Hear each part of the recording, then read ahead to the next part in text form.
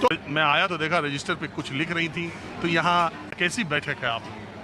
हम लोगों की बैठक जो हर महीने होती है, हम लोगों का मंच बना था 29 नवंबर 2025 को, और तब से अब तक हर महीने हम लोगों की एक ऑफलाइन मीटिंग ज़रूर होती है। ऑनलाइन तो बहुत सारी मीटिंग हो चुके हैं हम लोगों की।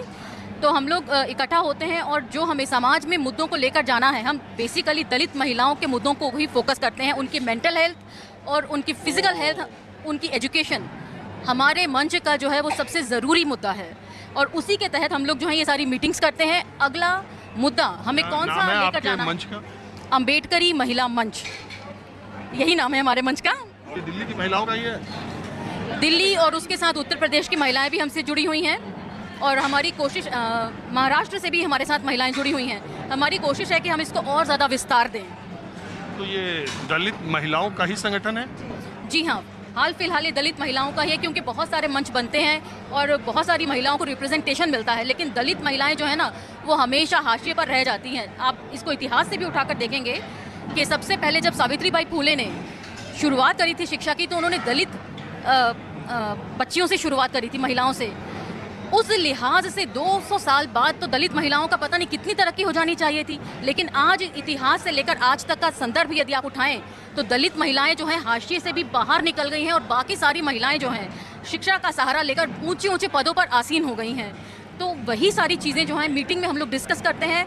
नेक्स्ट एजेंडा हम लोगों को और क्या लेना है, पिछला एजेंडा पूरा हुआ या नहीं, उन्हीं सब चीज़ों के ऊपर ही। आपका नाम क्या है? मेरा नाम शालिनी है। शालिनी, देश में नक्सलवाद जो आंदोलन था वो धीरे धीरे दलितों, आदिवासियों, महिलाओं, भूमिहीन किसानों, इनसे जुड़ा हुआ आंदोलन था।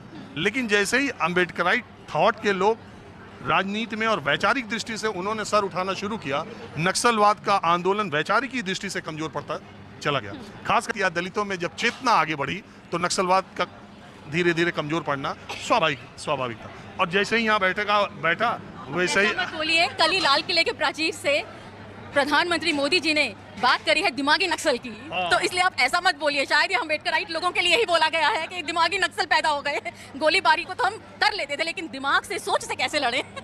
अब वही देखिए, मैं वही बात कह रहा था कि आप लोगों से बेहतर इसमें बात करने के लिए शायद मुझे खोजने पर भी लोग नहीं मिलते, और आप मुझे वैसे ही मिल गए। तो अब आपने जब खुद ही कह दिया, तो आपको क्या लगता है कि प्रधानमंत्री ने दिमागी नक्सल आखिर कहा क्यों, और इसके पीछे जो और दूसरे उनके विरोधी लोग हैं तुरंत आके कहने लगे हम भी दिमागी नक्सल हैं, हम भी दिमागी नक्सल? देखिए, मेरा ये मानना है कि अगर दिमागी नक्सल, वो कह रहे हैं दिमागी नक्सल अगर कहीं है तो दिमागी मनु भी कहीं ना कहीं होगा। सारी लड़ाई जो है मनुवाद बनाम अम्बेडकरवाद की है। अगर अपने अधिकारों के लिए मांग करना दिमागी नक्सल कहलाता है, तो अब मैं क्या बोल सकती हूँ? हाँ, हम भी दिमागी नक्सल हैं।